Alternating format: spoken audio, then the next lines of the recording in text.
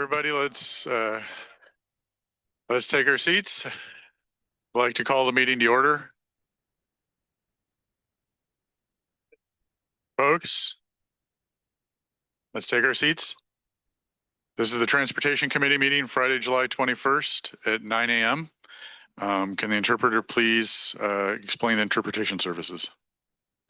Good morning. To use the interpretation feature, please scroll to the bottom of the Zoom screen where the meeting controls are.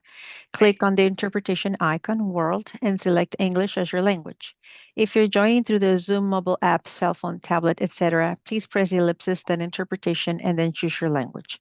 Finally, click on Mute Original Audio to not hear the original Spanish flow in the background. Headsets are available for interpretation. If you're in the meeting room, please check out a headset from the receptionist in the lobby.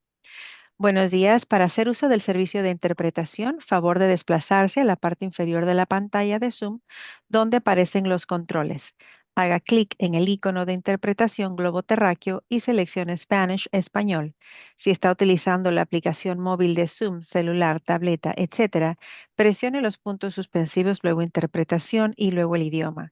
Si no desea escuchar el audio original en inglés en el fondo, por favor seleccione Mute Original Audio, silenciar audio original.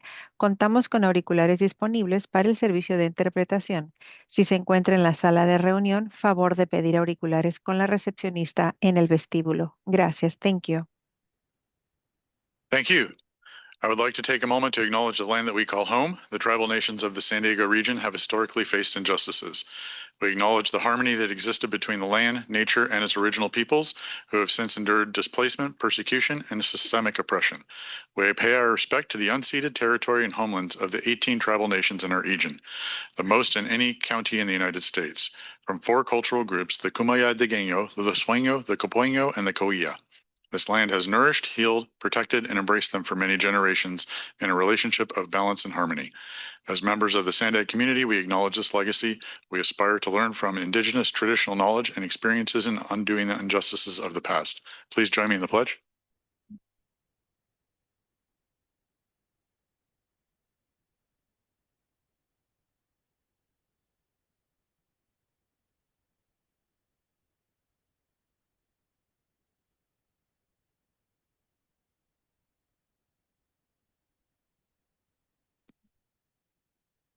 Francesca, can you confirm a quorum? Thank you, Chair. We do have a quorum. Excellent.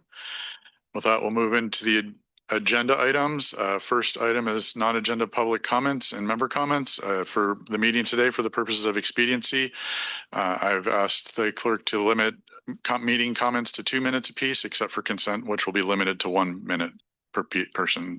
Francesca, can you call the first public speaker?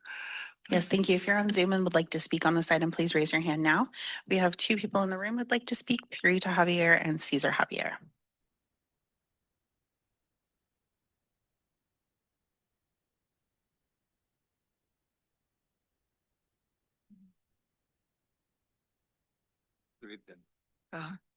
Good morning. Good morning. I am Purita A. Javier, senior with existing medical condition and a victim of the continuing ceramics kiln toxicity or next door since 1997.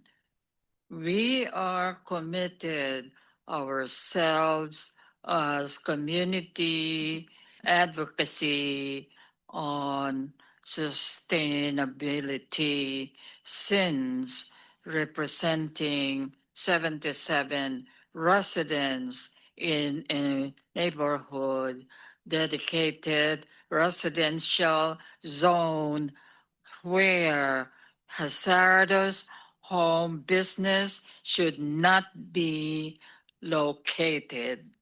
The city of San Diego County and Air Pollution Control District and even SANDAG failed us to abate and or move the business facility to a safer site.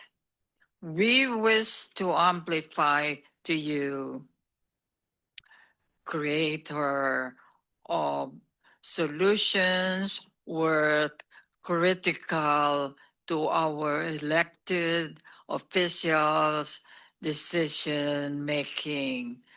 This,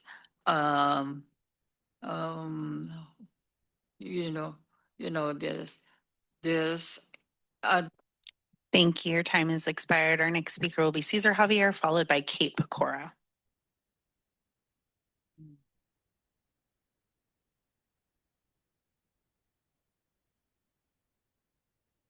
God help. Thank you, SANDAG. Why SANDAG?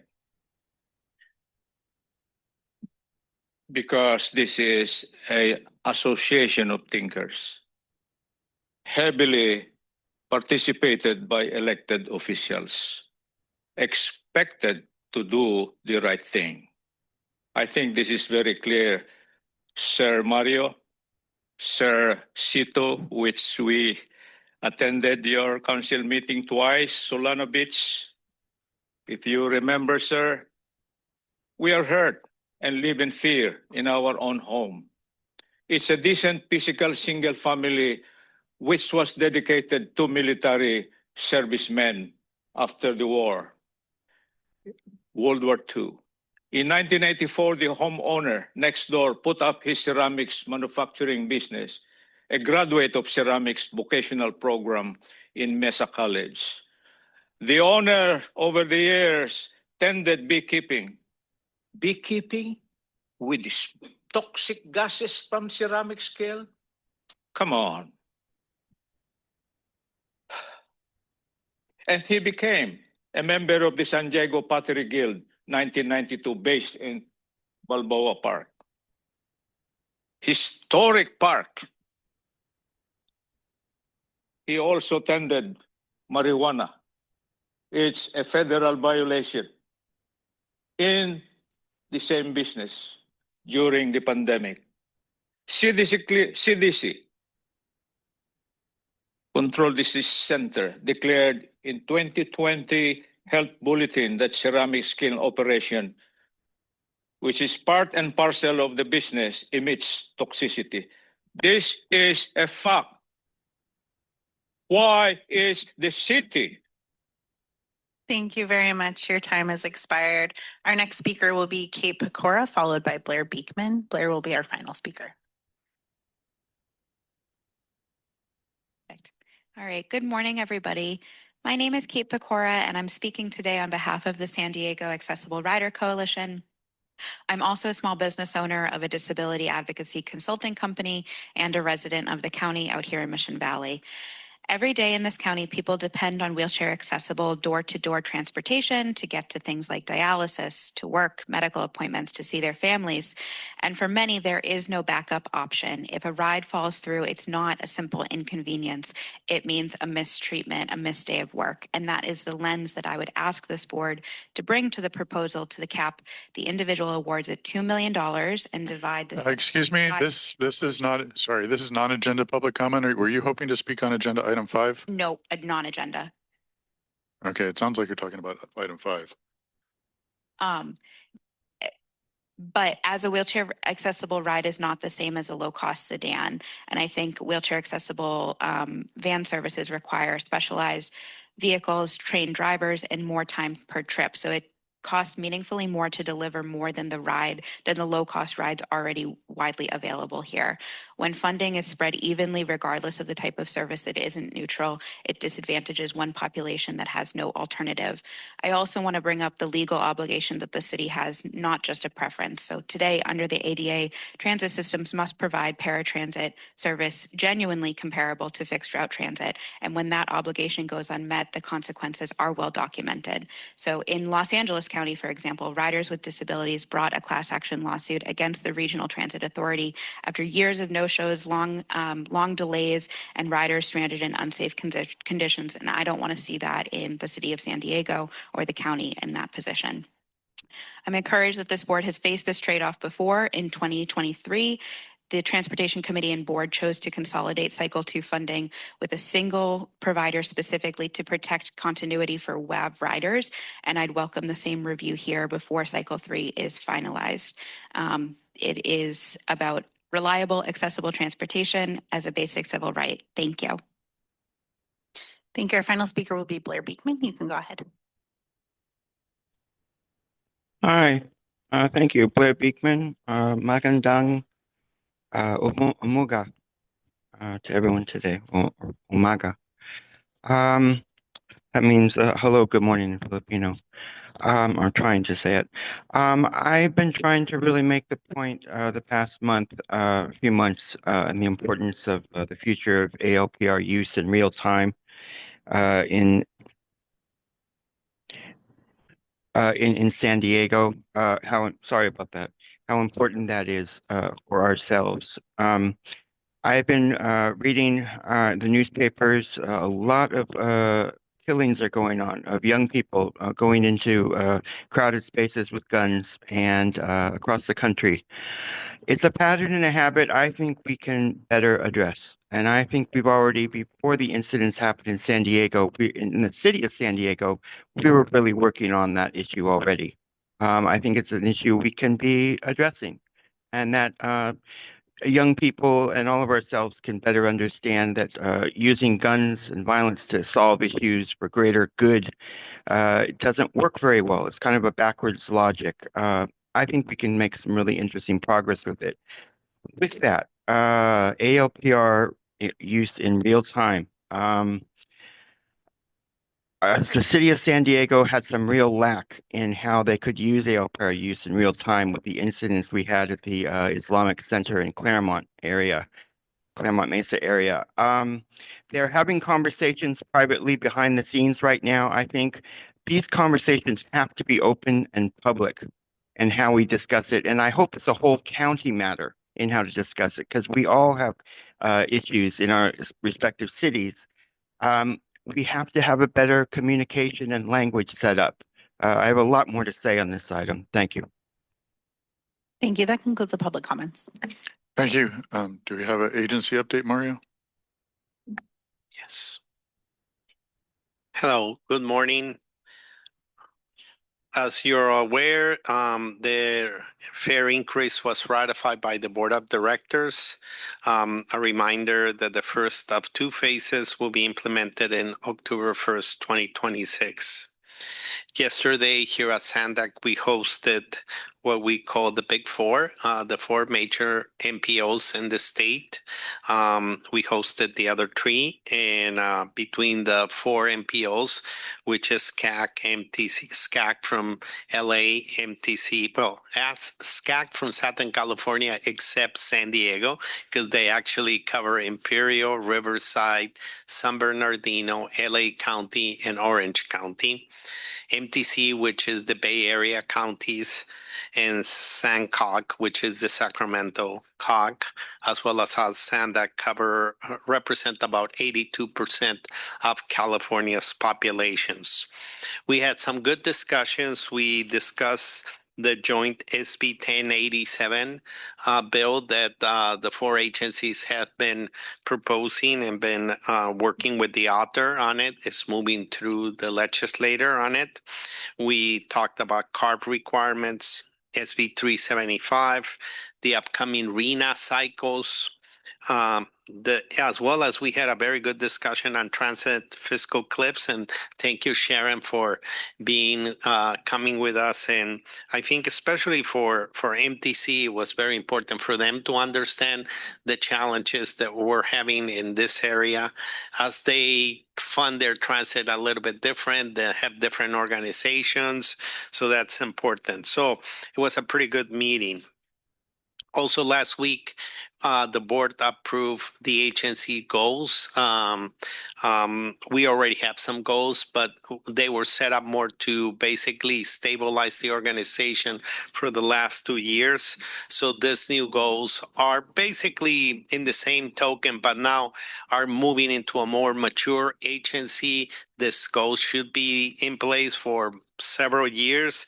Among them, strengthen our public trust, pursue employee success and organizational excellence, cultivate regional opportunity, and advance strategic partnerships. They're very important because they set up the DNA of what this agency is really striving as a public agency. Also, in the last couple of weeks, the Lausanne JPA Board of Directors voted to extend their operating agreement to OCTA for 3 years. They were proposing for a longer term, but several of the San Diego region, all of the San Diego region representatives at the Lausanne Authority expressed that there needs to be a more open conversation about other agencies that may have interest on being the operating agency on this authority. I think what this is opening the door is to having more involvement, more participation in how the authority is being run, their operational strategies, in trying to get more involved in making it better from San Diego to San Luis Obispo. If we don't get more involved at the local level, Sacramento may define it for us. So that's very important. Congressman Levin's staff, both DC and San Diego staff, came and visited. They did a tour last month. Thank you to North County Transit to co-host it together with us at SANDAG. There were about 20 staff members, and they took a tour up the Lausanne corridor and looked at all the different projects there that are going on. And just talking Lausanne, I think I have to highlight that the double track San Dieguito Bridge project is being advertised right now. It's a major win just getting it to advertising. Hopefully the bids will come in late August and we'll be able to open them, and then we'll see how prices are faring out. But it's just the advertising of that project. It's a huge win. It has an event platform. It's probably a $300 million project, give or take. So it's a very huge win, just having the ad put out there for contractors to consider putting bids. And final reminder, next month, starting tomorrow, SANDAG goes dark on public meetings. So you all have a great summer. Thank you, Mario. Do we have any committee member non-agenda comments or questions? Seeing none, we'll move on to the consent calendar. Francesca, are there any public speakers on consent? Noting that the only thing on consent is the minutes. Yes, we do have one public speaker. If you're online and would like to speak on this item, please raise your hand now. I'm sorry, 2 speakers on this item. We'll start with Cesar Javier and then Blair Beekman.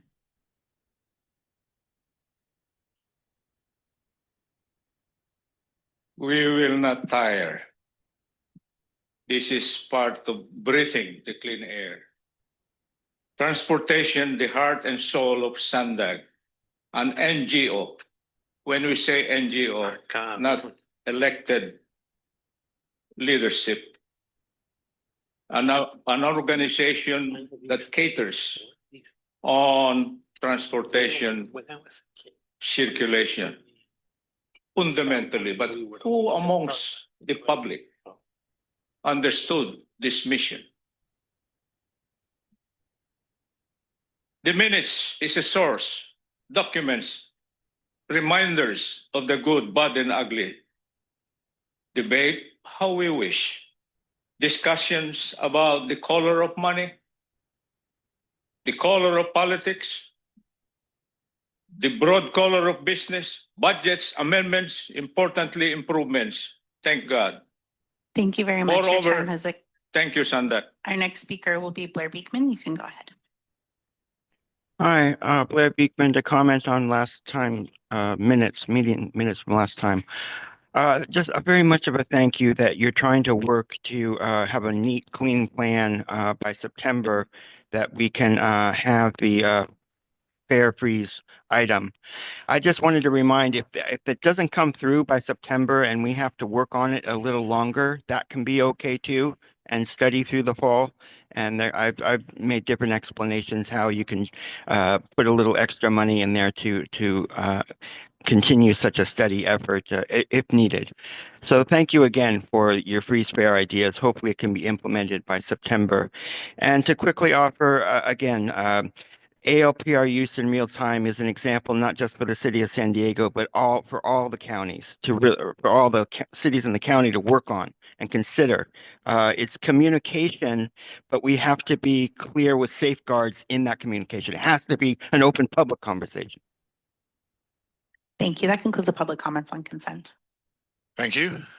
Any committee member comments? Otherwise, entertain a motion to approve.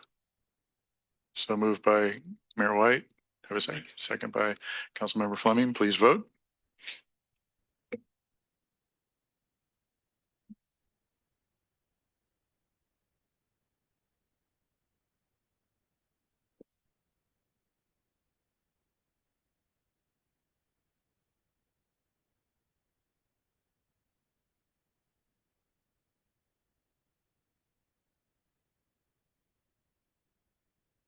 So we're waiting on Danielle, the airport authority. Have you voted? Oh, Port of San Diego. Sorry. Okay. So we waited on. Okay, never mind. Thank you. Sorry about that. That motion passes unanimously with those members present. Great. With that, we'll move on to item number 4, the transit agency operating budget. And I believe Susan's going to take this.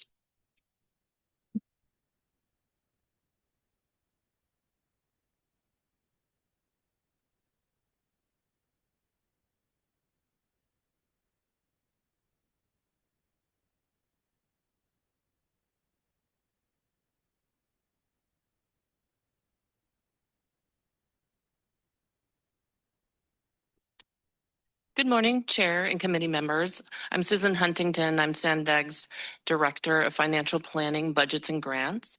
Today, MTS and NCTD are here to present their FY27 operating budgets, which were approved by their respective boards in June of this year.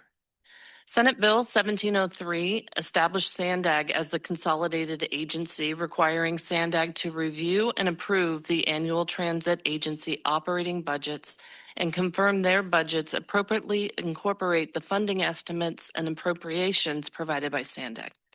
The legislation also established SANDAG's regional responsibilities for transit planning, programming, and regional fare policy. Earlier this year, on February 27th, the SANDAG board approved the fiscal year 2027 transit revenue apportionments. These estimates served as the basis for the agency's operating budget development and financial planning. SANDAG staff has reviewed the submitted budgets and confirmed they are consistent with the revenue estimates provided by through the regional allocation process. So with that, I'll turn it over to Mike Thompson, Deputy CFO, to present the MTS FY 2027 operating budget. Following Mike's presentation, Yoon Park Lynch, NCTD CFO, and Mary Dover, NCTD Deputy Chief Operating Officer, will present the NCTD fiscal year 27 operating budget. And then after those presentations, the item will come back to me for a brief wrap up. So I'll turn it over to Mike. Thank you, Susan. Good morning, all. I'm going to start real quick with some ridership updates. And you see on the chart to the right, the blue bars are the revenue from passenger fares, and the orange bars are ridership. And you can see bottoming out in fiscal year 21 during the pandemic and how we've had steady 4 years of growth since then. And we hoped fiscal year 26 was going to be the year we actually exceeded the pre-pandemic levels in fiscal year 19, but ridership actually came in very flat compared to fiscal year 2025. So really no growth in fiscal year 26. So we're still chasing that fiscal year 19 peak of over $90 million in ridership. The revenue picture is basically the same thing. It bottoms out in pandemic, steadily growing. We are just about $80 million in fiscal year 26, and that is about $1 per trip compared to the pre-pandemic average of $1.08 per trip. Want to do a couple highlights before we get to the budgets real quick. First of all, we have MTS Security Department received a gold award from the U.S. Department of Transportation. This was based on a comprehensive review of security program across 17 different categories, and MTS was one of just 2 agencies to receive this honor. Our bus team also received a gold award this last year. This one from the American Public Transportation Association. They received a bus safety award for their hotspots program, which was targeted to repeat accident locations with extra training that resulted in significant reductions in the number of accidents at those locations. We also had a perfect review from the FTA this last year. They do the annual training where they look at 23 different areas and evaluate how well MTS is using the management of MTF funds. They found no deficiencies in this process and gave us a perfect score. Next, I want to talk about our Orange Line Improvement Project. This $150 million project will increase train speeds and improve grade crossings for cars and pedestrians along the Orange Line. We'll also upgrade the signaling system and station amenities. Phase 1 is about 75% complete, and Phase 2 is expected to start in the fall with expected completion date in the second half of 2028. MTS is also in the midst of a comprehensive operational analysis. That is where we look at the overall travel patterns in the San Diego and the MTS service region and then compare that to the service we have on the street. Our consultants will put together two different scenarios. One, ways to optimize the service in that area in case of we had to reduce service. And the other one is where could we best add service for the region if we actually had additional revenues. So those are being worked on now. All the analysis and outreach has been completed, and this will be coming back to our board at the end of the calendar year. One other focus of our board is transit-oriented development and affordable housing.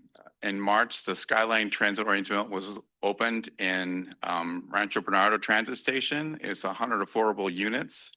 And then later in April, we also entered in development agreement for a 7-story complex at the East Street Transit Center in Chula Vista. With that, I'll move into the budget, starting with our capital budget. For fiscal year 27, our board approved a $108 million capital improvement program, or CIP. Most of that funding is going towards state of good repair, which focuses on maintaining our existing assets in a safe and reliable manner for safe and reliable operations. Included in that $108 million is $14 million competitive grant award we received from the FTA to build out our Kearny Mesa Transit Center.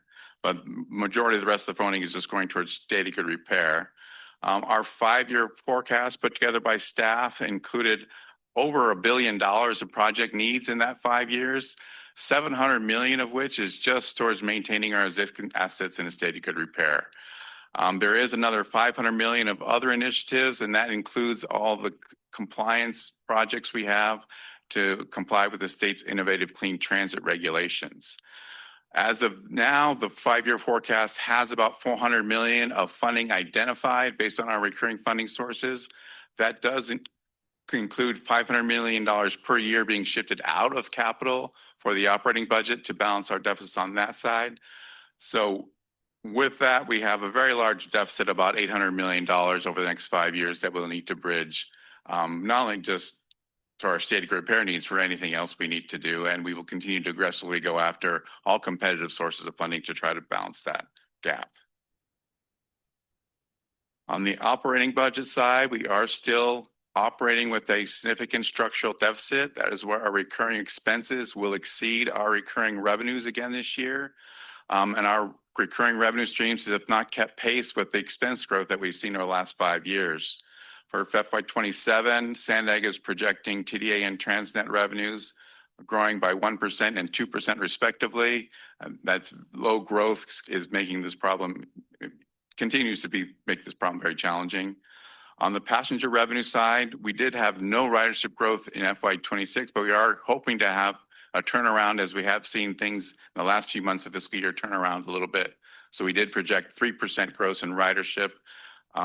And then this budget does not include the fare increase that was approved by the SANDAG board last week. So we'll be amending this budget to include that fare increase later in the fall. On the expense side, we're basically keeping service levels the same as a slight decrease of 1%. We did find significant operational savings this last budget development cycle, and we are still experiencing inflationary pressures, particularly in labor. So expenses are growing again this year, but only by 2.4% year over year. And again, we are, with that structural deficit, we are using one-time funding to balance 50 million from the capital program, and the rest of it will be coming from the Senate Bill 125 funding that we have received, and we'll balance that budget for the next few years with that funding. The next slide is the actual numbers. So you can see 380 million in fiscal year 27 of recurring revenues.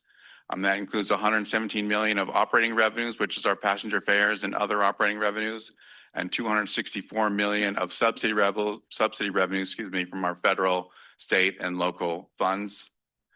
You can see we have 482 million of expenses. 80% of those expenses relate to the first three lines, which is labor and our contracted labor. Those are growing by $7 million, and then our energy and other expenses are growing by $4 million for a total increase year over year of $11 million. And you can see the 380 minus the 482 is our $102 million structural deficit. It did decrease slightly year over year, but is a significant issue. This next slide is our 5-year projection. Some of the major assumptions is that passenger revenue will continue to grow steadily. We didn't see that in 26, but we had seen a very long trend before that. So we've built that into the forecast. Again, this does not include the fare increase that was approved by the board last week. Our sales tax growth is using SANDAG projections for TDA and Transnet. And we're also assuming that federal dollars are not changing. They're very steady, which could be a big assumption with the current administration. On the expense side, we do assume that FY27 service levels will remain constant. We don't build in any service cuts or any service increases in this current draft of the 5-year forecast. But we are also assuming that inflation trends will come down a little bit and return to more norms around the 3.5% level over the course of the 5-year period. So that's helping a little bit. But if you look at the chart, our $380 million of recurring revenue grows every year, but our $482 million of expenses is growing a little bit faster still. So those structural deficits are expected to grow over the next 5 years. We do have a plan in place to balance that budget for 27, 28, and 29, but we do have an unbalanced budget projected right now for fiscal year 30. So we've been working with our board for a number of years now on addressing the structural deficit. The board did approve some short-term recommendations in the fall and spring to extend the timing of our fiscal cliff by a year, as we are now balanced through fiscal year 2029.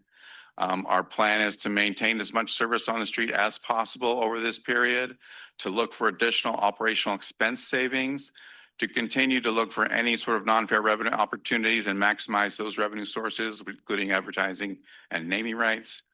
And then we'll continue to work closely with the California Transit Association on statewide transit efforts and transit operation funding needs. And finally, we are working on a ballot measure. We've done some polling and some outreach on that, and we'll be putting a plan together of some sort of revenue measure to bring to the 2028 ballot.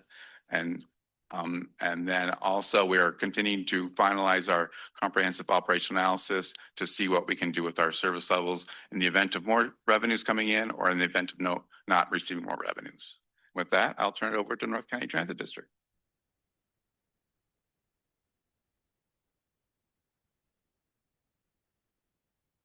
Thank you.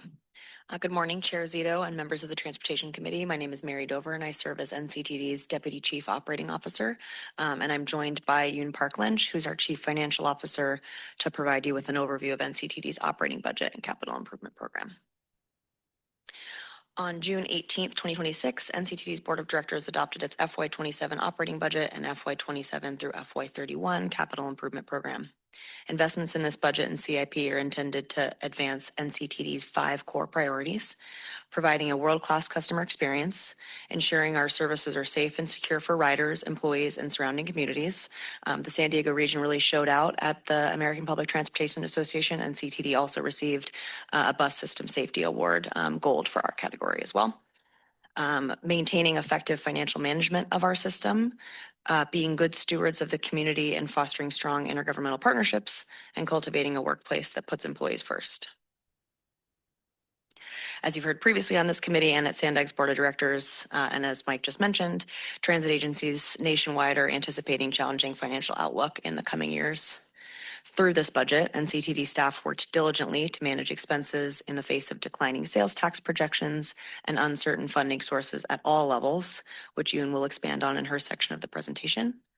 We're consistently evaluating our services by looking at our holistic transportation network and determining if efficiencies can be found to provide the most effective services for the communities we serve. In our CIP, we're heavily focused on state of good repair projects and maintenance of transit stations, stops, and facilities to ensure that the system remains safe and secure and we're able to operate to the best of our ability. We've also worked hard to secure several discretionary grants to supplement the formula funds that we receive, including $16 million from the Federal Transit Administration to replace aging buses. And Yoon will now go more in-depth overview of the budget and CIP.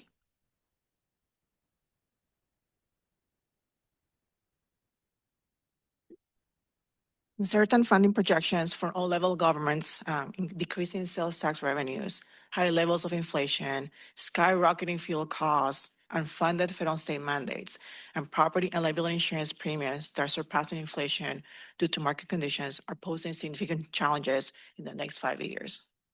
SANDAG's economists have forecasted a low sales tax growth of 1.3% for the next coming fiscal year. However, inflation is far outpacing this 1.3% growth. The ongoing Iran conflict has also caused fuel costs to increase between 30 and 74% year over year. Property and liability insurance premiums continue exceeding inflation. NCT's safety record and zero loss history is not factored in the premiums, which is largely driven by global catastrophic events. Furthermore, federal mandatory excess liability insurance is anticipated to be in excess of $400 million from the current $323 million. According to an article by Risk and Insurance, which was published last year, public transit systems liability costs are escalating at a 9% annual rate. As you can see in this slide, as while NCT was able to achieve a balanced fiscal year 2027 operating budget, it was because we are relying on one-time funding from State Senate Bill 125 for $13.7 million. In the absence of this funding, NCT will have not been able to balance its operating budget. Furthermore, across the district, we implemented a hiring freeze of 22 positions in order to be able to fund 6 collective bargaining agreements that are needed for operations. As you can see on this slide, NCT's operating budget represents only an increase of 1.17% compared to last year. If you compare that to the current inflation rate of 3%, that really means we had to work through multiple departments to be able to achieve some cuts and some hiring freezes to be able to balance our budget.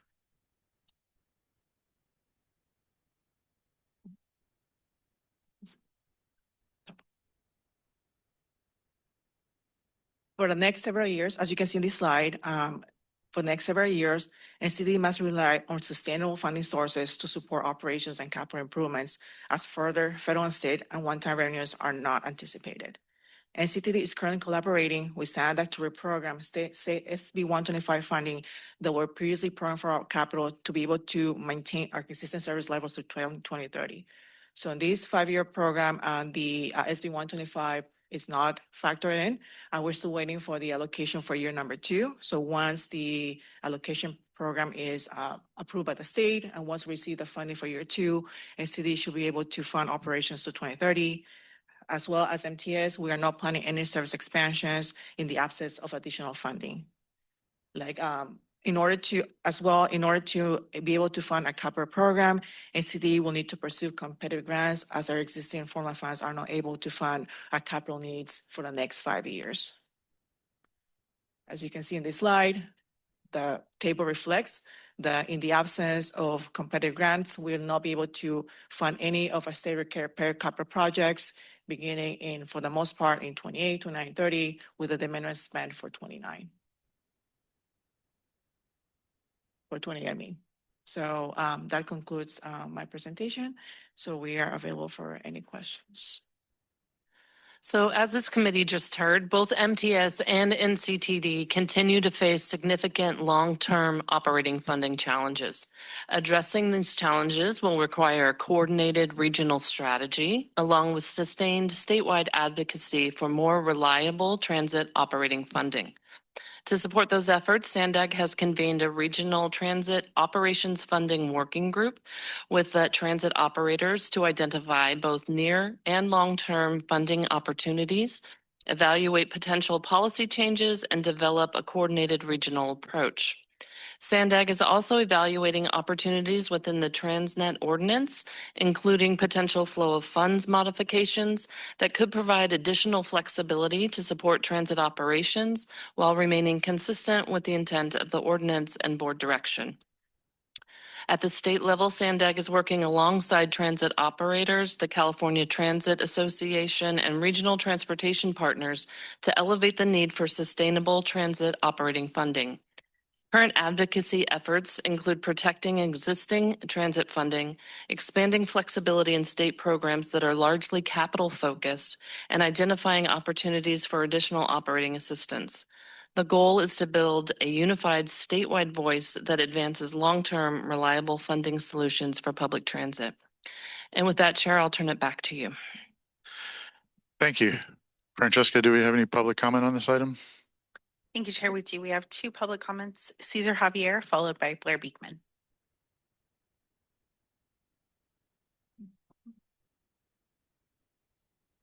Cesar and Purita, on our twilight years, minutes after minutes, moments after moments, approaching the grave. Item number 4 is something not so clear from public point of view, the smallest political unit. We asked the question many months ago, Sir Mario, what mobility circulation could we think of? This time not to move people, but the cost of health and safety. How do we move and bring the toxic water, soil, coastal water to a safer place so we could solve that issue, killing, destroying Sandiegans at the border? Since we were talking since about mobility circulation for humans, what is this physical movement for? Isn't it for healthy and living Sandiegans? Can we not move the color of money to the center of the issue? Sir Mario, thinkers, fellow citizens, can we not think of first that causes us death after death, cancer after cancer? Can we not move and circulate that into a separate place? Take it out from the border. Thank you. Your time has expired. Our final speaker on this item will be Blair Beekman. You can go ahead. Hi, Blair Beekman. Thanks for this item. Thanks for the report. I'm spending the next 3 weeks in Minneapolis, Michigan, Detroit. I'm going to take a Greyhound down to Atlanta and then travel through the South back to San Diego. My parents were born in Minneapolis and Michigan, respectively, so I'm just kind of visiting their homes. Minneapolis, where I just came from for the past week, they have an awesome public transit system. I was really impressed.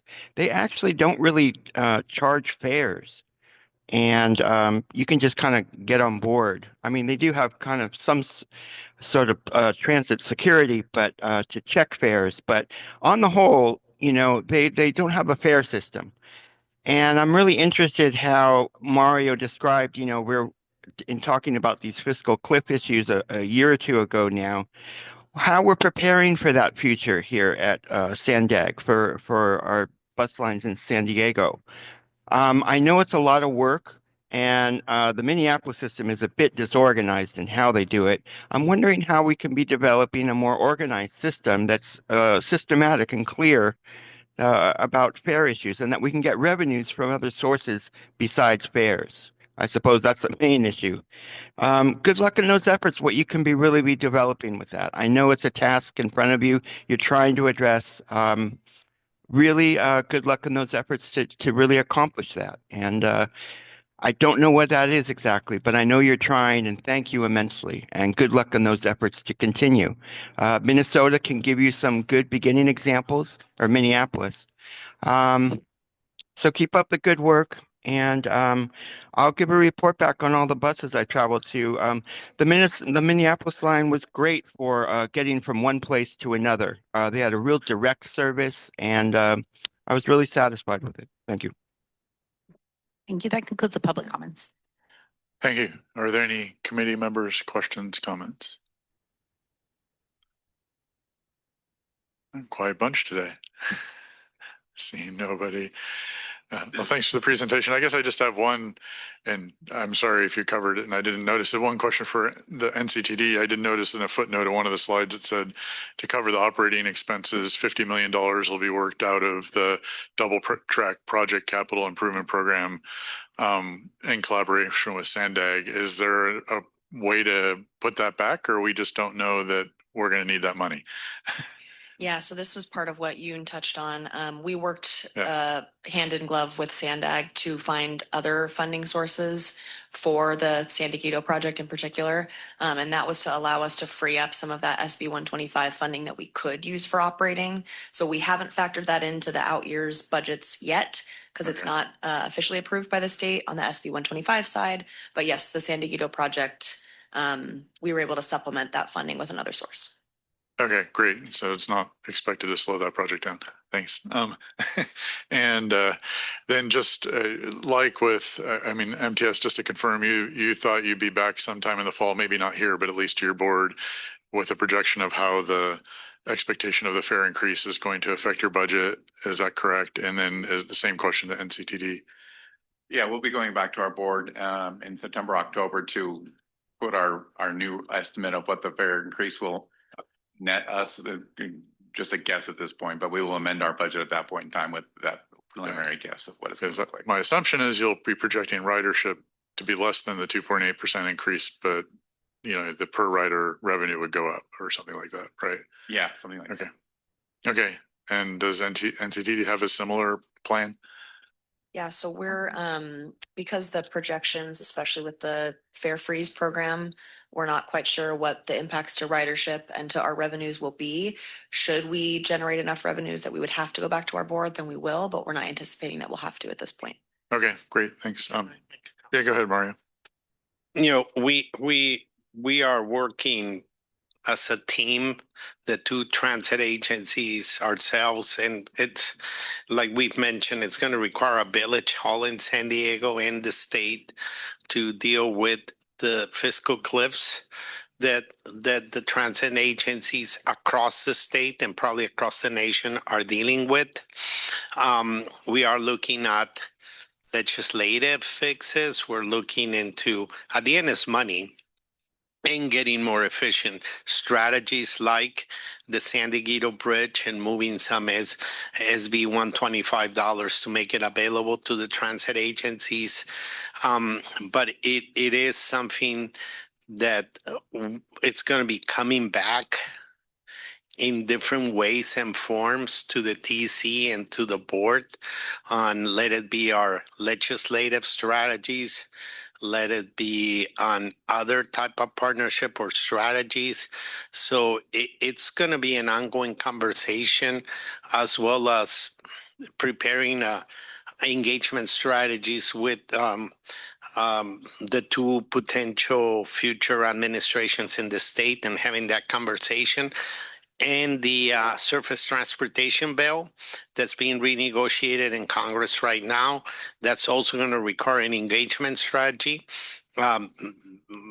wishful thinking will be that it will be much higher, the set aside, but if we're lucky, it's not going to be a carve out.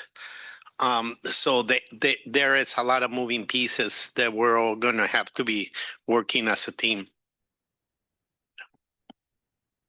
Thanks for that. Yeah, go ahead, Eric.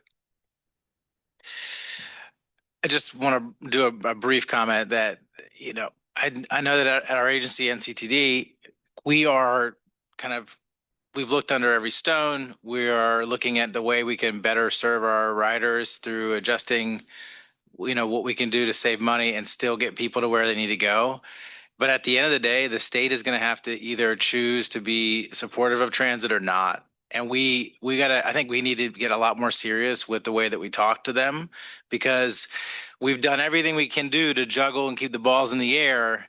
But at some point, you know, when you pull the stool out from underneath us, everything comes crashing down.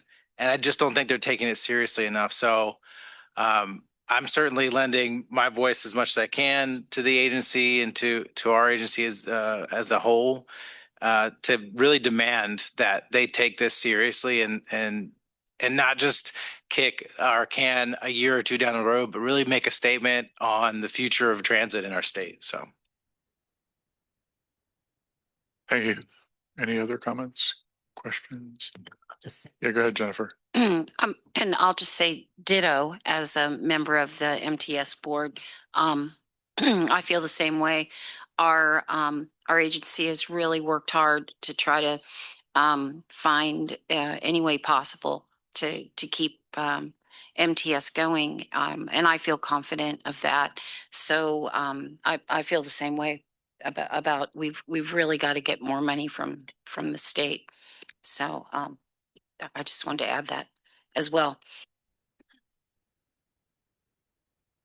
Okay, great. Thank you. Seeing that nobody else is up, do I have a motion? Oh, sorry, Sean. Yeah, I would just very much echo those comments, and I appreciate the comments from Director Joyce. One of the things that we talk about at our board meeting is conversations that are occurring at the state level respective to cap and invest. And I think we were a little shocked when the most recent cap and invest plan came out that I think was put on stay for a while, but essentially eliminated the bottom tier, which funded public transit.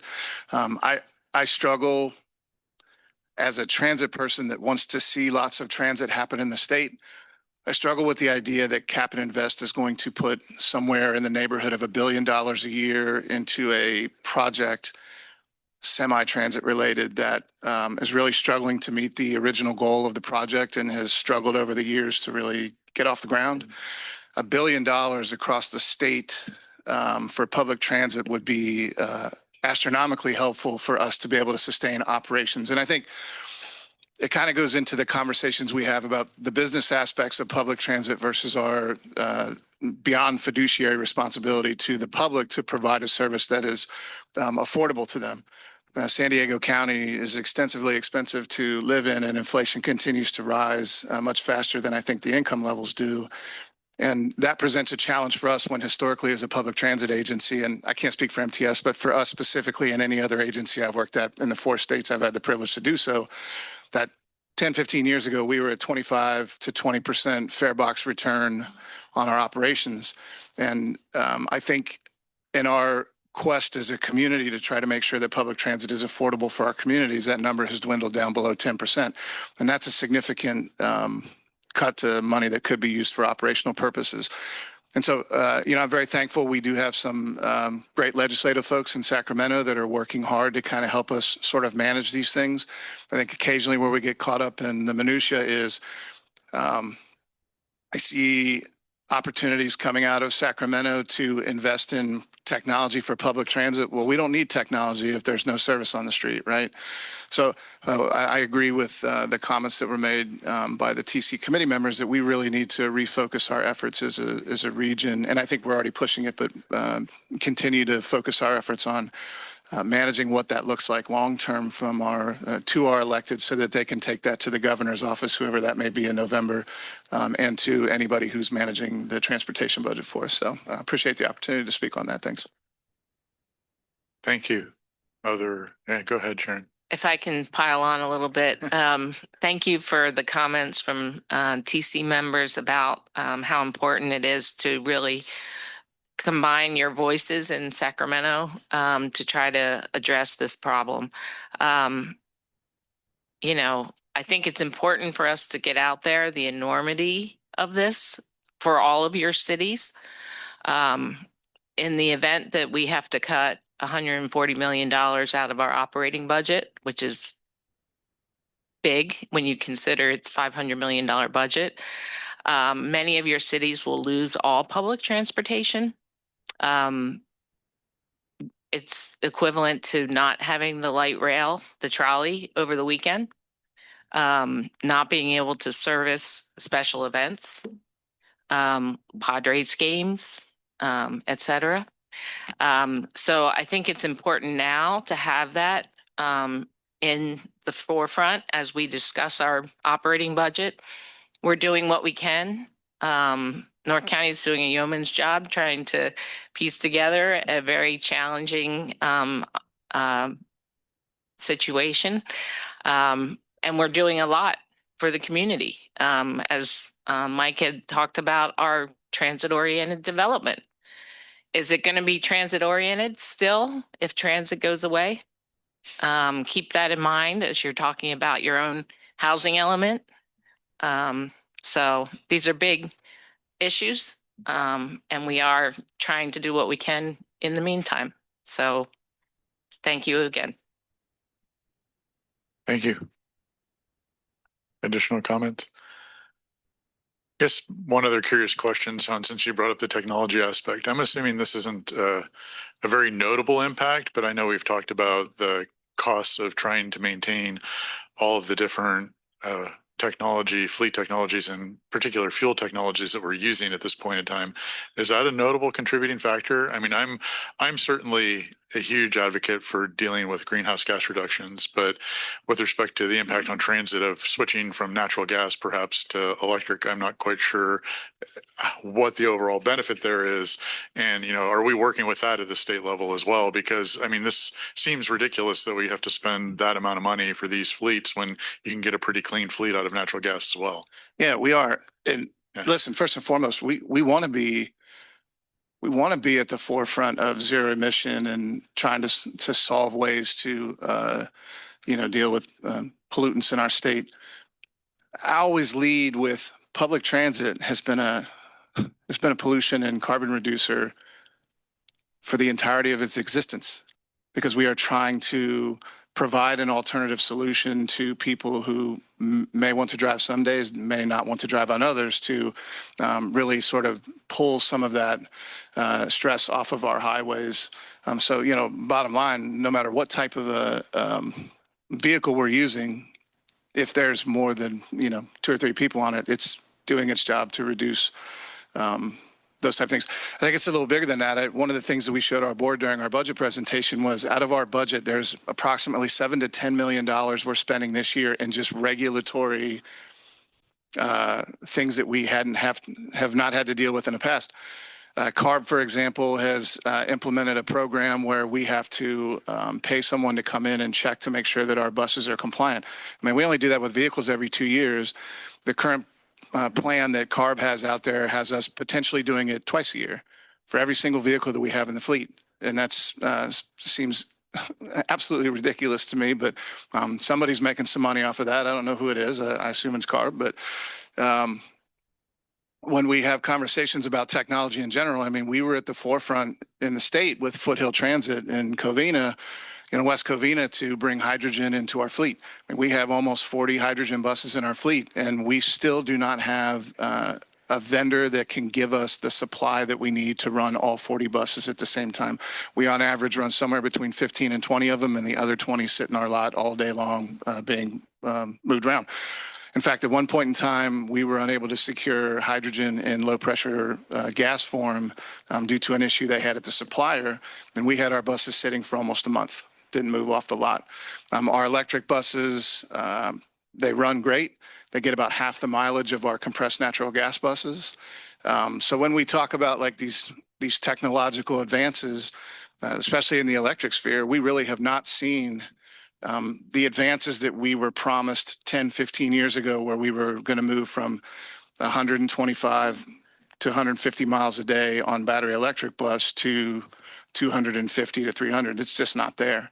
And so now we're spending almost 25 to 30% more every time we purchase a vehicle, which is a waste of money that we could have invested in our communities, right? Because we go as a community. So when we're having to take more money from the federal government, from either the Highway Trust Fund or from grants that exist, they're going straight to equipment instead of going to ways for us to improve what transit spaces look like for our communities. And that's, and I think you're seeing that around the community. So, the technology is great. If it's proven to be successful for us, about 50 buses in our fleet, maybe a little less than that, are some form of electric or hydrogen, and we've had the most issues with those. Our tried and true CNG buses, I mean, we only have 2 diesel buses left. We were thankful to get those out of the fleet, despite the fact that they have the lowest operating cost for any bus that we have in our fleet. The CNGs are right behind it. They do a good job. I mean, it's pretty much built on the same platform, running off of the compressed CNG, but we want to be at the forefront of those things. Our coaster service is another one. We moved our vehicles to Tier 4 locomotives. They have about a quarter of the emissions that the Tier 3, Tier 2 vehicles had. Our Sprinter still does operate on a classic DMU package, so we're running diesel on those. But we have had some issues with our Tier 4 locomotives as well.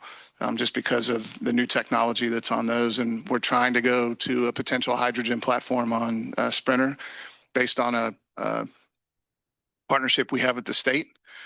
But the state occasionally has moving targets. And so when we get 2 years down the road to have a conversation about what that looks like in real time to get vehicles paid for or infrastructure paid for, then we get a cap and invest change or something like that. So we want to be at the forefront of that technology, and we absolutely want to help solve climate issues where and when we can.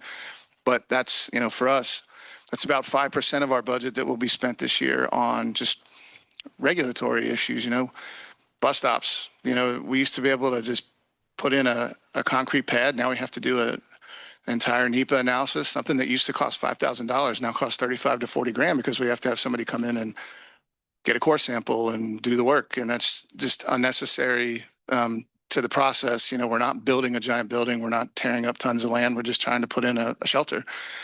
So a lot of those things just kind of feed each other, and I think affect the budget that we could put directly onto the street for our communities. I think one thing that you didn't mention is that at the federal level, this administration has said we will not fund zero emission technology.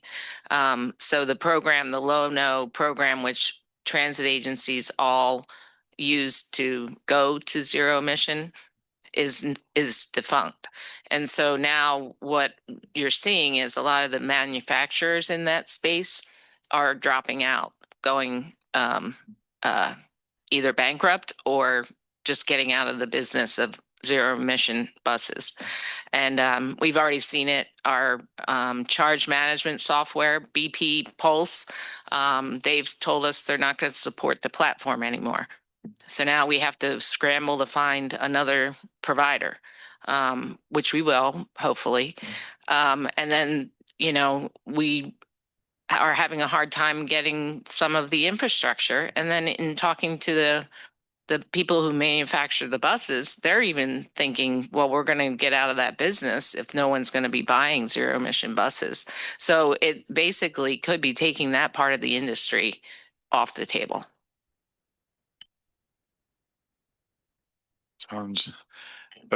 Sounds meaningful, sounds challenging, and sounds like we're going to be working on it. Okay, thanks. With that, I don't see anybody else up. Thanks again for the staff report. This was clearly already approved by both of the respective boards. Given that, I'd entertain a motion. This is an action item. Move approval. Motion by Councilmember Joyce. A second. Nope. Sorry, I think I got Councilmember Mendoza as the second, so we'll go with that. Please vote.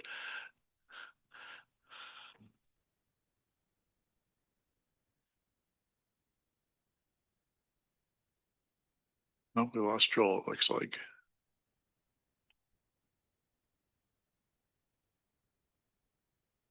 I don't know. We lost Joel. I don't know where Joel is.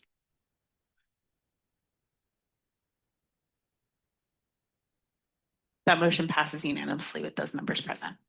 Great, thank you. With that, we'll move on to item number 5, Specialized Transportation Grant Program Cycle 14, Call for Projects.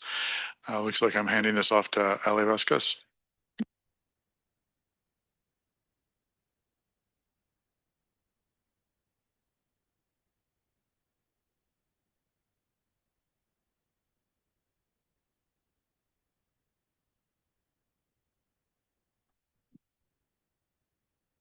Good morning, Transportation Committee members. My name is Jenny Russo. I'm the Grants Program Manager here at SANDAG. I'm joined by my colleague, Ali Vasquez, who oversees our Specialized Transportation Grant Program, or STGP, as you're going to hear us talk about it today. So we're really happy to be here to talk about the draft Cycle 14 Call for Projects.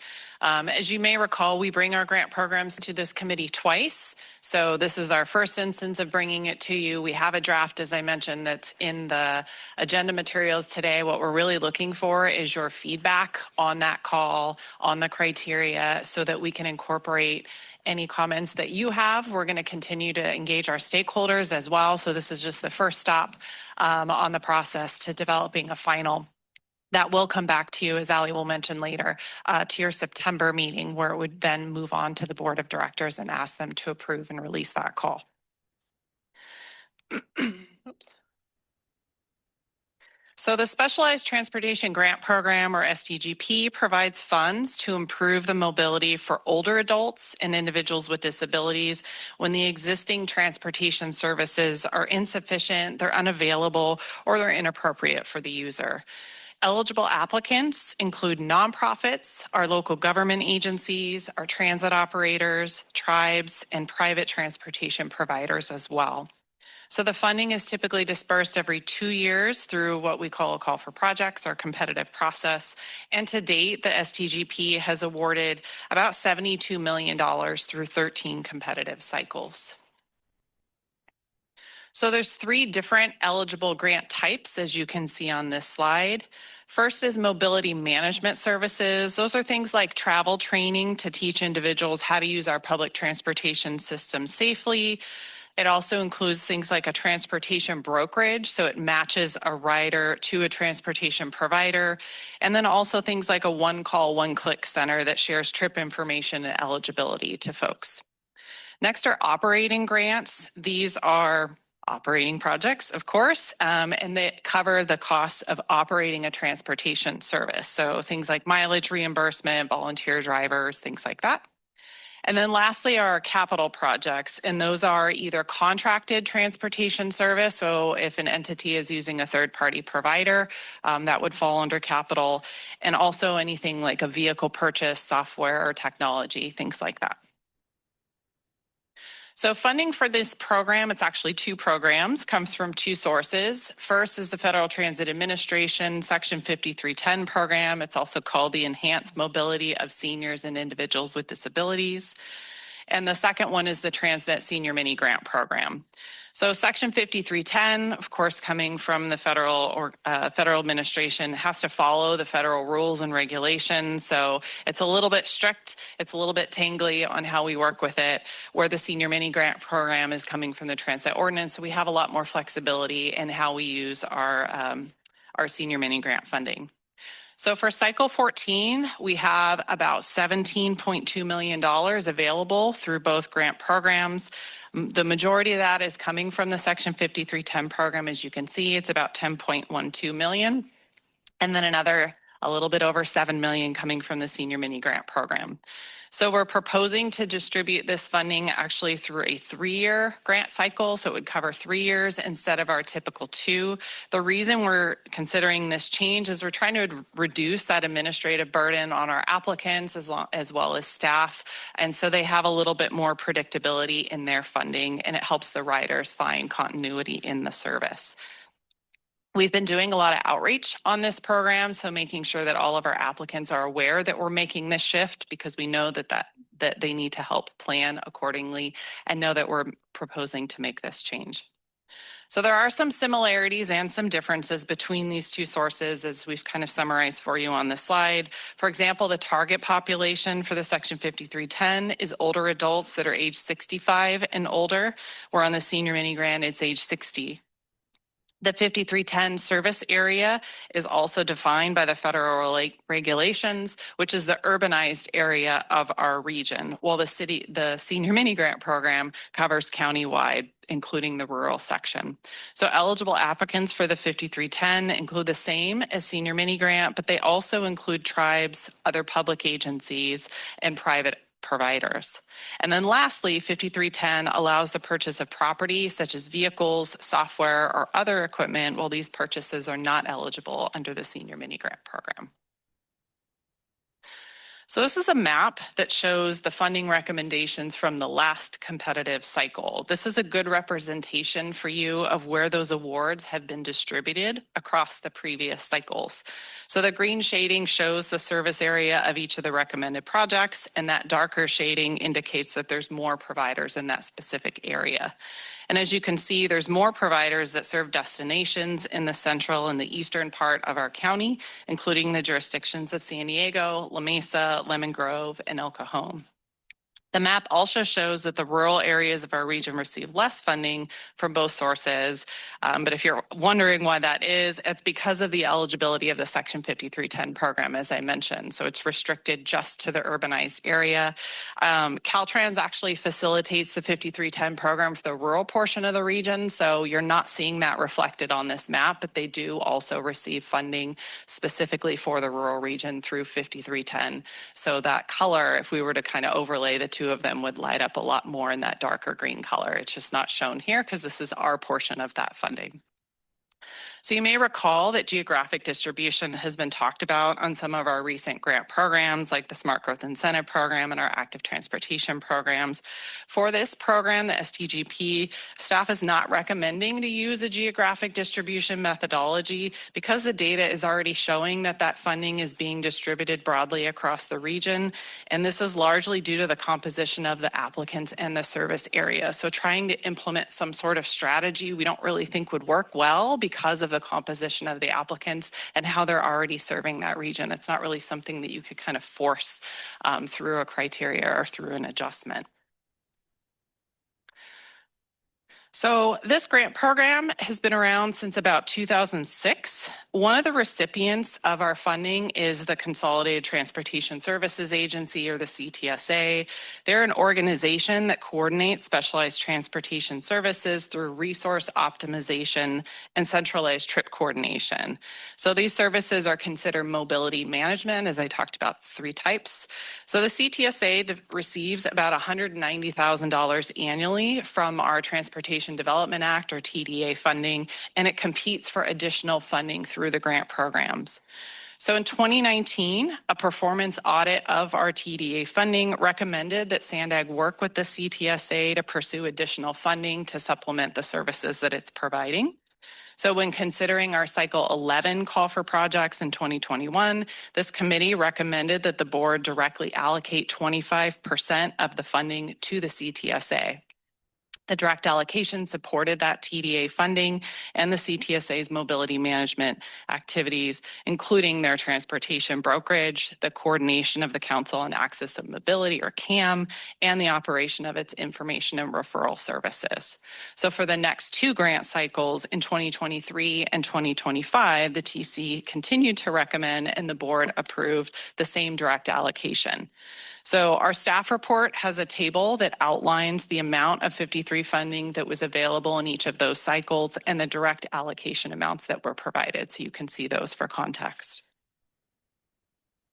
So for the Cycle 14 call for projects, we're requesting input from all of you on whether you want to continue to reserve a portion of our Section 5310 funding for the CTSA. This would be consistent with the last 3 grant cycles and Strategy 3.2 of the 2025 Coordinated Plan, which recommends that there is sufficient and predictable funding for the CTSA.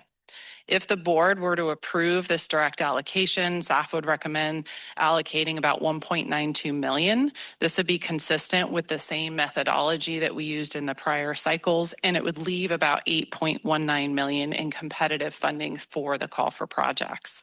The CTSA would then be ineligible to compete for senior mini grant funding for identical services. If it's not approved, the CTSA would remain eligible to continue to compete for funding through both of these grant programs for its mobility management activities. So I'll now pass it over to Ali to talk about the development of the Cycle 14 call. Thank you, Jenny. Hi, everyone. I'm Ali Vasquez. I'm the program manager for STGP. So I'll go ahead and get started talking about our outreach so far for Cycle 14.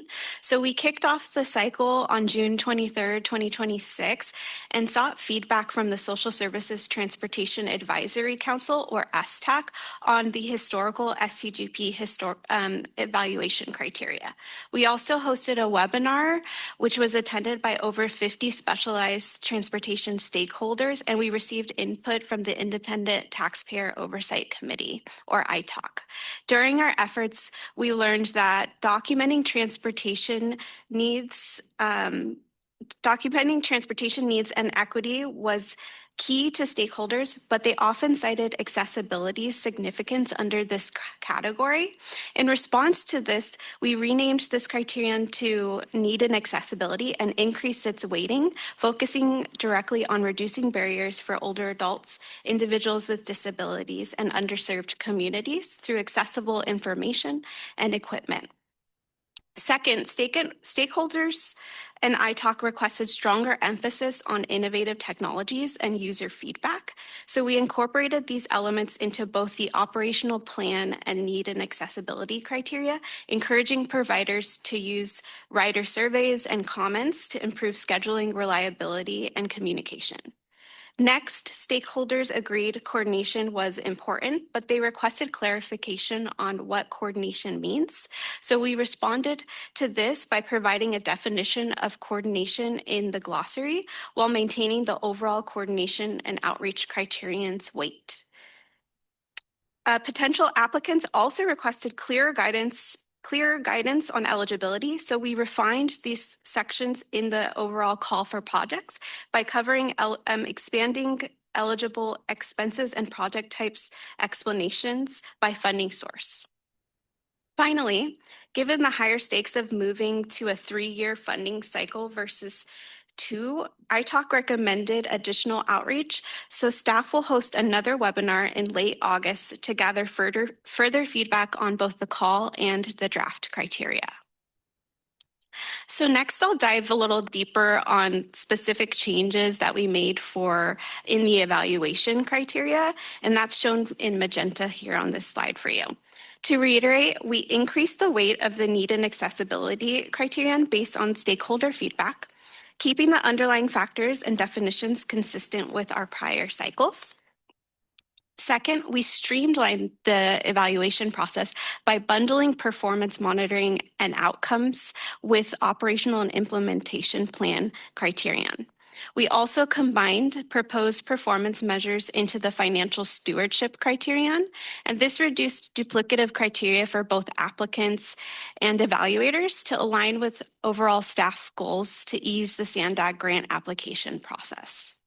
Finally, we updated the past performance adjustment criterion, or PPA.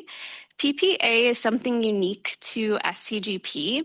It links an applicant's prior grant performance, such as trip or travel training volume, to their proposed Cycle 14 project to ensure accountability and discourage poor performance on prior grants.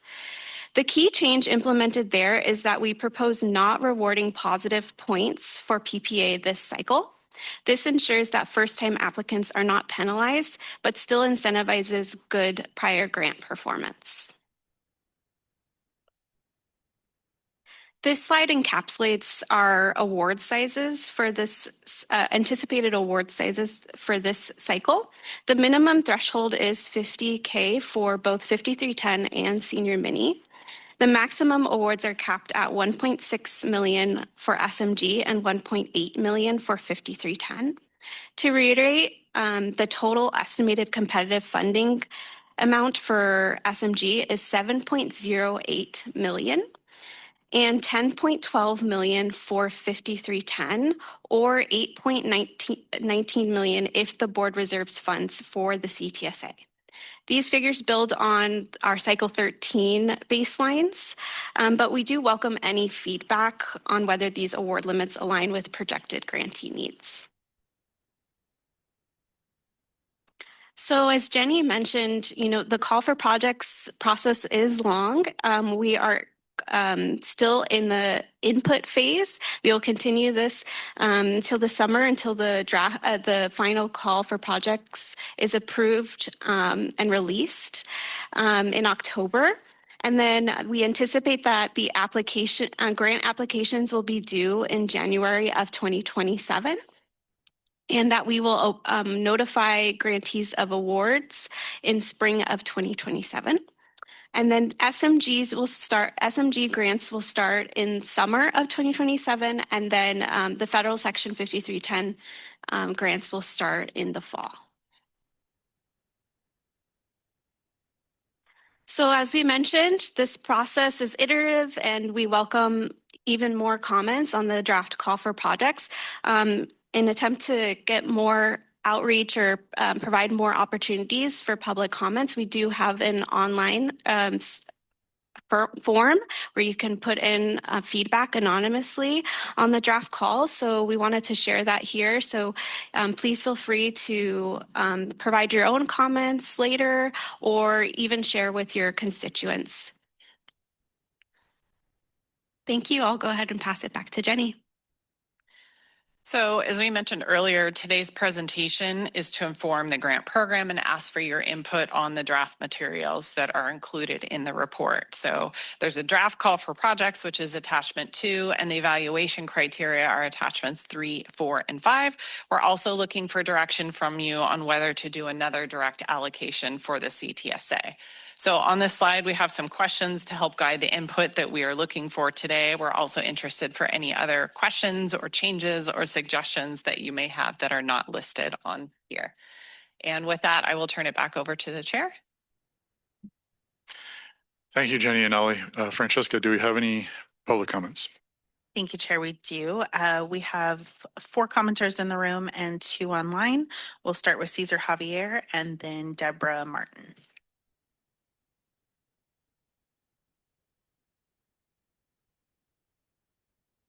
Thank you for the presentation, ma'am. Thank you, SANDAG. We only wish these are all correlated. What we're saying here, honest to goodness, is a divine intervention, as we are only a tool within the reach of our intellectual abilities. Specialized transportation, language, and certainly 100% oversights, audit on performance on or fiduciary are correlated, supposed to be, with the direction or vector of this specialized discussion on grant program cycle 14, whatever cycle it is. This is all about budget. From the oversights,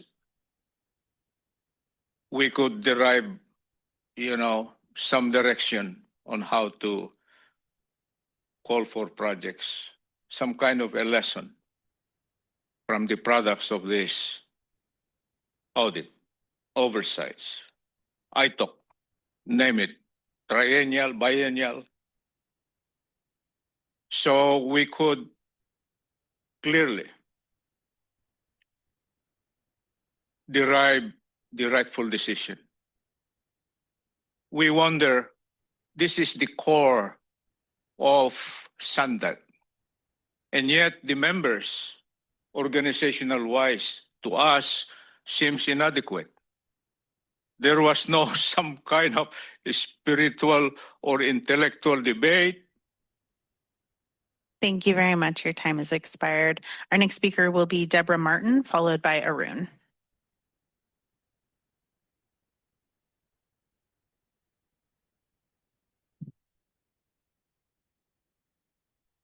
Good morning, committee members. My name is Deb Martin. I am the Executive Director of Elder Help of San Diego.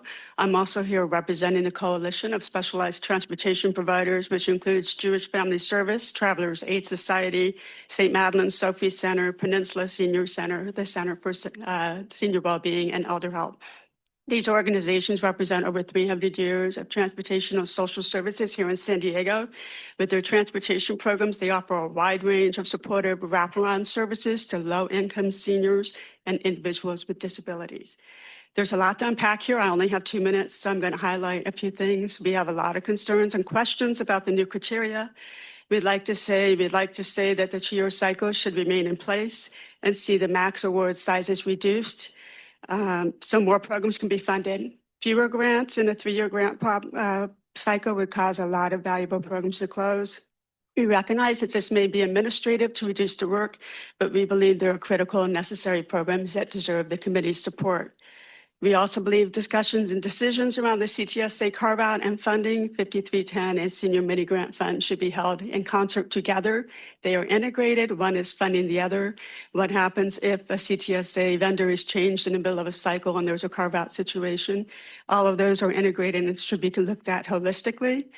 We believe strongly that in a strong CTSA, we are in favor of that, one that's fiscally efficient. We are not against that at all, but we feel any carve-out, if it remains, should be used for mobility management only. If it's used for operations and there are ride programs, then we do not believe they should be able to compete against other ride programs for additional money when we are not allowed to have a no-bid competition section of that money. Those are my highlights, and we have a lot more. We also have issues with the rating changes, and believe that performance and other metrics should all be rated and considered as well. But that's for another day. Thank you for your time. Thank you. Our next speaker will be Arun, followed by Aspasia. Good morning, Transportation Committee. Arun Prem, representing FACT.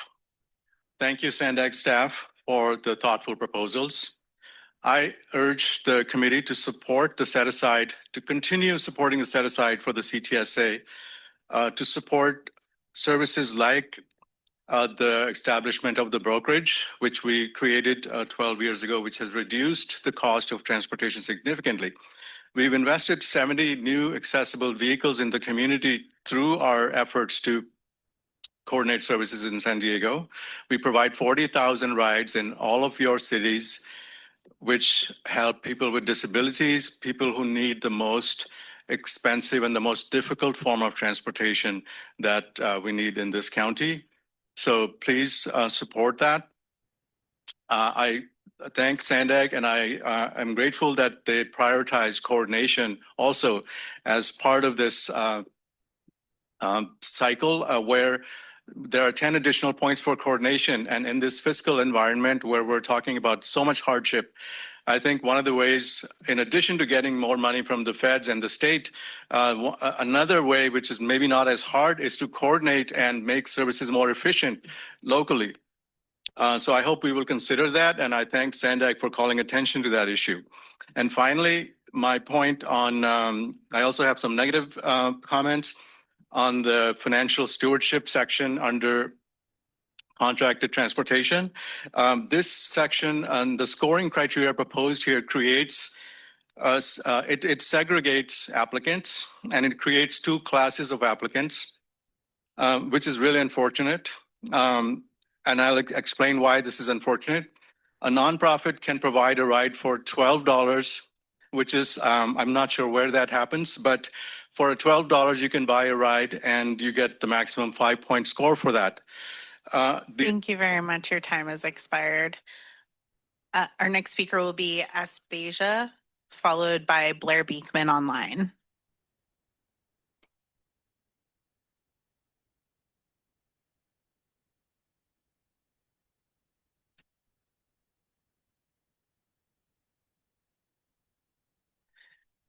Hello, my name is Aspasia Burnworth. I'm the CFO of FACT.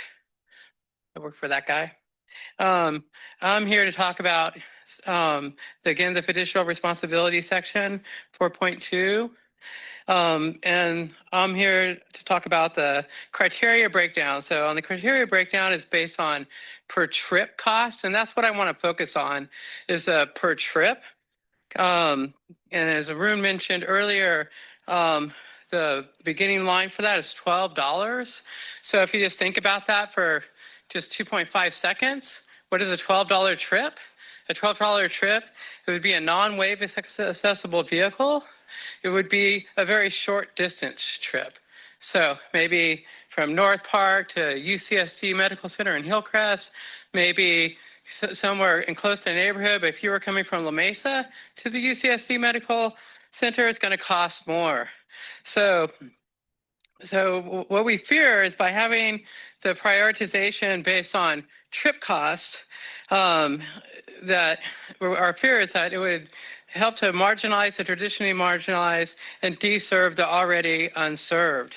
Although it is important to address fiducial responsibility, it's also important not to do that on the backs of the underserved and the marginalized. We suggest that the metric should be adjusted to a per mile cost trip. And we also adjust that we segregate wave transportation. So if somebody has a mobility device, that inherently costs more. And so there should be a separate metric for someone that has a mobility device like Kate, who spoke earlier. And I only have 9 seconds.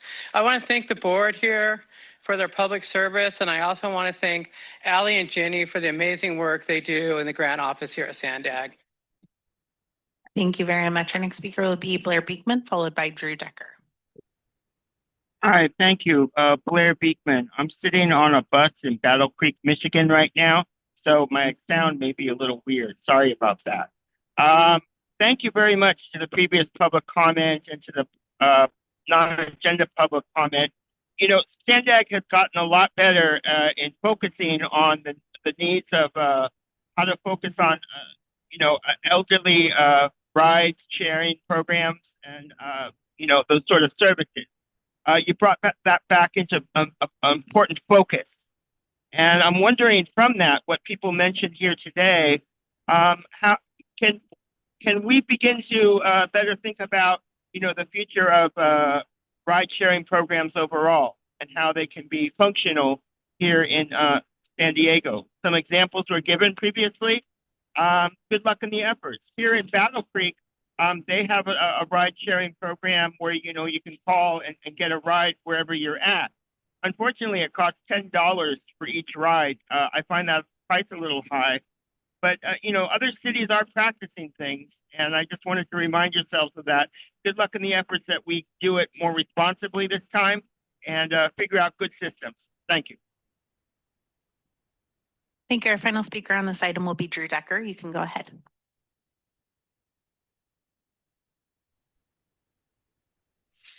Good morning. My name is Drew Decker, and I'm the Grants Manager for Home of Guiding Hands. HGH appreciates the opportunity to provide feedback today on the proposed STGP Cycle 14 scoring criteria. I also want to thank the SANDAG staff for accepting and incorporating stakeholder input from our last meeting. And we appreciate Drew, I'm so sorry. We're having a hard time hearing you. Could you speak up a little louder? Oh, okay. Is this a little bit better? Perfect. Thank you. All right. We just want to thank the SANDAG staff for accepting and incorporating the stakeholder input from the last meeting. We appreciate seeing the updated criteria, including the increased need for need and accessibility, operation and implementation plan, and financial stewardship. Thank you. HGH provides specialized transportation for individuals with intellectual and developmental disabilities across San Diego County. Our transportation operates 12 established routes that connect riders with developmental disabilities to schools, day programs, employment training centers, and community services. Many of our clients have significant support needs. Some riders are nonverbal. Our clients require accessible vehicles, specialized equipment, consistent routes, and an aid in the vehicle at all times.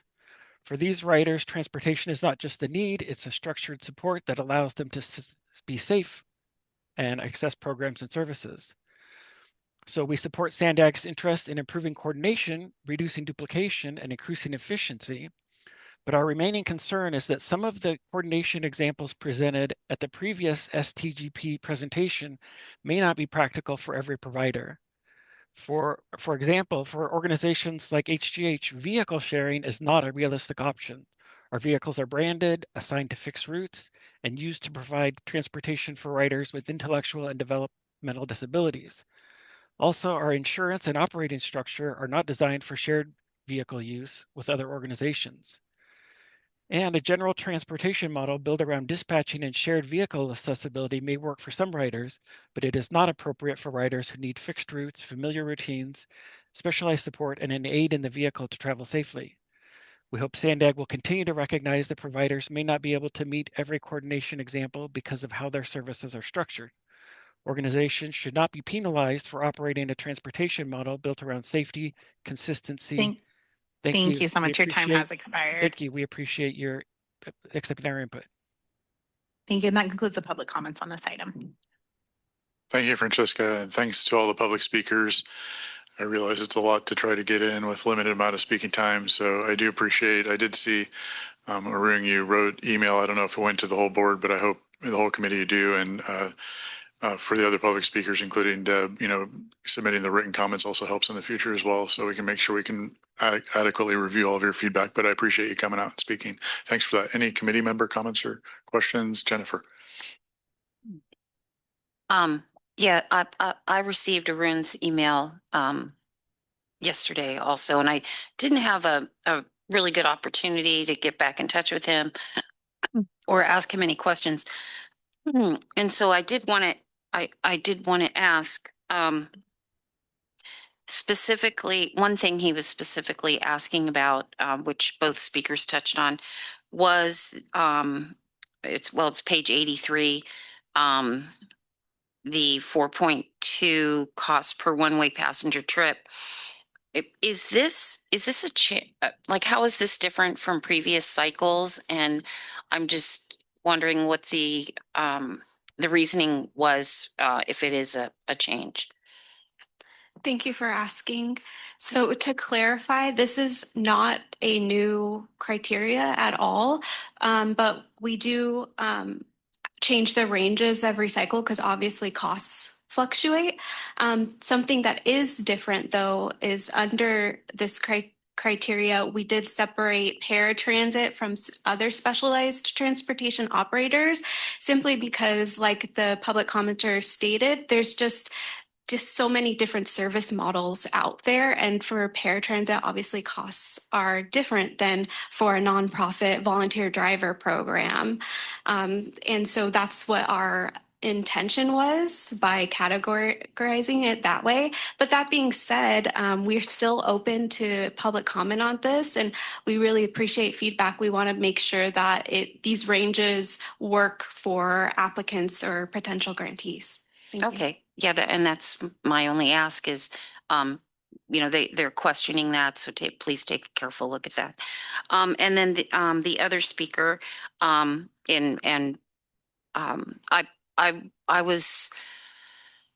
volunteered with Elder Help many years ago, probably 25 years ago. I volunteered fundraising, and so I'm familiar with the program, and I definitely would like you to take a careful look at her comments as well. They've been Elder Help has been providing services in the San Diego area very efficiently and for many years. And so I noted she wrote down maximum award grants reduced, and I understand the reasoning behind that would be then some of the smaller operators, you could include some fundings for some of the smaller operators. So I'm just asking you to take a close look at that as we move forward. So, thank you. Anybody else have any comments or questions? Yeah, go ahead, Eric. The max limits were brought up. What is the thinking around the max limit that is currently proposed? This was based off of our baselines from cycle 13, but we are still open to public comment on that, just like the cost per trip criteria. And so we welcome any input on changes. Do you know what the max that was given out last cycle was? The largest I allocation? do not recall, but I can get that for you. Sorry. Thank you. I was trying to find it in between, so I didn't have to put you on the spot, but I couldn't find it either. And then I guess just a general comment around recognizing the difference in dispersed populations in the North County versus the more centralized locations that we see, closer to where we are now, and just recognizing the cost differences and what we can do to make sure that that's accounted for, because we have folks that need these services too. So, thank you. Anybody else have any questions or comments or thoughts? No? Okay. Oh yeah, go ahead, Steve. I'm kind of curious. One of the remarks that was made by the public was calling into question the costs per trip versus cost per mile. I'm from the east part of the county, north part of the county, and my guess is that cost per mile is going to be more efficient and effective to get people, especially to the coastal services that they're looking to connect with. Has that been considered? Jenny, you might be able to help me because you have more historical background. I believe it has, but it's something that we could discuss in further detail when we go through the webinar so that operators can provide us feedback. What is the most efficient way to measure cost efficiency? We welcome any input. Yeah, because I would guess that it's going to make a big difference for getting vendors to bid if they have a better chance of covering their costs per mile rather than, a situation in San Diego proper here where it's not as critical.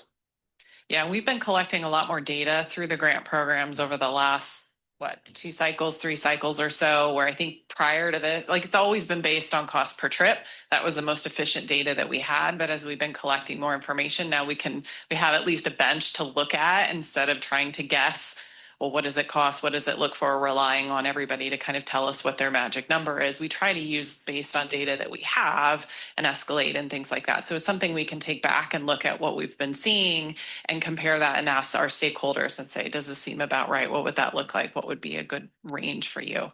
Great, thank you. Yeah, sorry, thanks. To just jump in on that one particular point for a second is that I do want to be sure that we understand what the ramifications are as well. For example, if you take an Uber or a Lyft ride, it's not twice as much to go twice as far. There's a certain amount of fixed overhead. So I want to make sure, I appreciate your point, Steve, but I also want to make sure we aren't overly discriminating against needed shorter trips as well, because there's usually some sort of fixed overhead, which is reflected in things like rideshare apps. And sorry if I jumped ahead of you, Councilmember Mendoza. Did you want to jump in again? No, I just want to make sure that we address the last item. And yes, definitely the STGP should allocate 5310 funding to the CTSA. But as one of the speakers addressed, should that still be 25%? That needs to be evaluated. Yeah, thanks for going in there and bringing that up. I do want to make sure people who have any comments on the questions are up there on the board. In particular, that's what staff's looking for feedback. I would concur with Councilmember Mendoza. I do think that we should have as we have in the past, have that carve out. But as the total award amounts fluctuate, it would be helpful for me to have a little bit of understanding. Is percentage still the right amount, or is it more? Should it be more of a fixed level as opposed to a percentage? And I don't really have that understanding internally. So when this comes back, if you do that analysis, you can talk about why I came up with a number. That would be very helpful. Any other comments or questions? I did want to, there was the discussion that one of the speakers brought up about the 2-year cycle versus the 3-year cycle. I think your presentation was that you believe that a 3-year cycle will actually be more helpful to smaller organizations because it's less paperwork and less overhead. I don't know if you could talk about that a little bit, but if you're going to take another look into that or not. Yeah, Thanks. I mean, we're still looking at it, but Yeah. most of our applicants are repeat applicants. So it's folks that have a prior grant, they finish drawing down, they receive another one. So we're trying to help them by not having to turn around, you finished one, apply for another. It's just this revolving door that's happening. But we know that that definitely does put a strain on organizations who maybe didn't apply or are unsuccessful, and now they've got a longer gap that they've got to wait for. And predictability is tough. Even if it's a 3-year grant, you factor in another year that it takes to run a grant program. They're trying to forecast out a lot of variability, as we've seen, as we were talking about the questions on the transit operator budgets. Who knows what things are going to look like 2 years from now, 3 years from now. So it's still something that we're asking, but that was the intent behind it, was to help everybody kind of normalize and know what they have and add another year on for some stability that's there. Yeah, and I appreciate that, and that's helpful. I just would like to make sure that we just look at it, make sure it's not disadvantaging smaller organizations in some manner. I don't know how it would, but I'm sure you'll get some more feedback, and then we can take into consideration. Yeah, go ahead, Eric. Just one more thought about this general as a program, because you're talking about how it's kind of the same folks that come back every time. I guess, how could we effectively communicate to the public and to agencies that are trying to do this work, like where our gaps are and what we're trying to provide right now, so that new organizations could try and fill the gaps? You may not have an answer for that right this second. That's kind of a more broad question, but just thinking about the service as being effective, I think that may be something we want to talk about too. And we do have data on that from the coordinated plan. We did a lot of outreach to find out where are those gaps, where is that unmet need. That's data that's not here. But one of the things that we publish is a map that applicants can see and kind of see where need is, where service area is, and kind of overlay that. But it's something we can continue to talk about with them to find where is there somebody that doesn't know there's a provider that can help them, or maybe there isn't a provider in that particular area. How do we bridge that? So it's always something we're trying to navigate between what's out there, what exists, avoid duplication, but also try and govern this thing. It's kind of a delicate balance between the pieces. Okay, thanks. Anybody else with any other feedback? And once again, I appreciate the public comment. I guess the other comment is I made, it looks like we did actually increase scoring for accessibility and that kind of stuff. So that might help offset some of the comments that we heard around the cost differences as well. And I think I want to make sure that we are effectively balancing, because not everybody needs the same level of support in every ride. So if we can use more dollars to get more people on the road, I think that's still very helpful as well. So not everything needs a fully staffed vehicle, and we want to make sure those types of organizations can compete too. So I appreciate it. I think it's been a good layout. I like what we have so far. But I'll be interested to hear what the other public feedback has. Any other public comments? Otherwise, I can wrap up this item. See nobody else. Thanks again, Jenny and Ali. Appreciate it. Thanks for the speakers again. This item I guess will be coming back to us with an approval at some point. And with that, we are now, I think, at the last meeting before the staff gets to have a lot of fun. I will say thanks to staff. I'll be missing you over the next month, but maybe we'll be bugging each other anyway. But hope you have a good break from us in the next month. And our next meeting is Friday, September 18th, 2026 at 9 a.m. Everybody have a good August. We're adjourned.